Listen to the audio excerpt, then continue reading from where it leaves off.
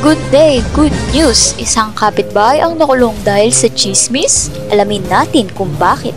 Nako, panay chismis kasi ang mga tao. Masyadong pinapakailaman buhay ng iba. Ma, alis na po ako. Ganon ba? Sige nak, mag-iingat sa daan ha? Pagkalabas ni Juan ay napansin niya ang mga daan at kanal na luminis at naging maayos kumpara sa mga nakaraang araw na pagbabara ng mga kanal sa kanilang lugar. Ayos ang bilis na aksyonan. Siguro naman wala nang mapeperwisyo dahil maayos na.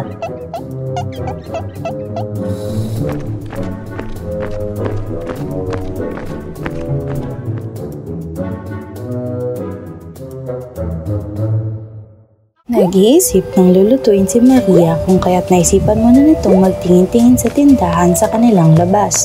Pagkarating sa tindahan, nakita siya ni Marites. Hoy Mare! May bago akong chika. Alam mo ba? Ay, ano yan?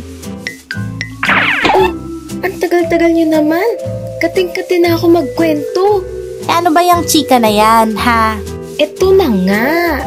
Diba, nakaraan, bumuha dito ng todo sa atin? Wag ka! Si Manang Ling! May inflatable sa harap ng bahay! Nung nakita nilang nagsiswimming na daga sa gitna nila, ayun, lahat sila nagsiahon. Ang tataba at laki nga ng mga daga dito sa atin eh. Kadiri talaga! Paano ba naman kasi mga barado yung kanal natin dahil sa mga basura? Pero maiba tayo. Kilala niyo ba yung head ng flood control sa LGU? Oo. May paprograma siya nakaraan Yung about ba yan sa declogging? Oo, kasama kasi yung asawa ko sa programa na yun.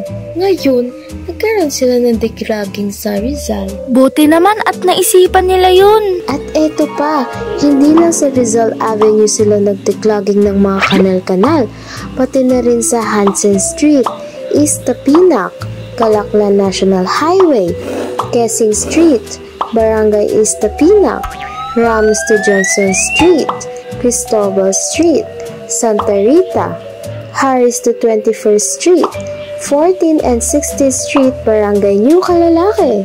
Nakita ko, pati yung sa Harris Bridge, Gordon Ave Bridge, at sa iba pang lugar tulad ng Balik-Balik at Acacia.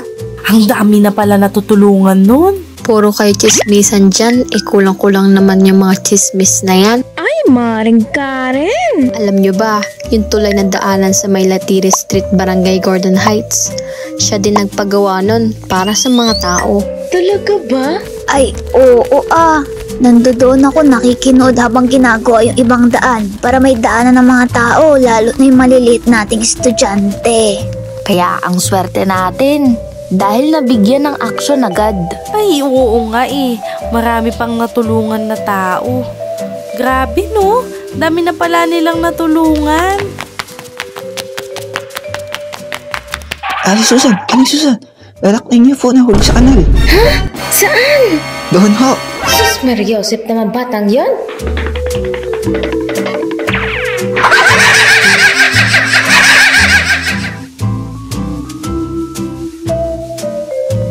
Ma, gusto ko ang makita ng personal yung taong gumawa ng magagandang proyekto sa atin.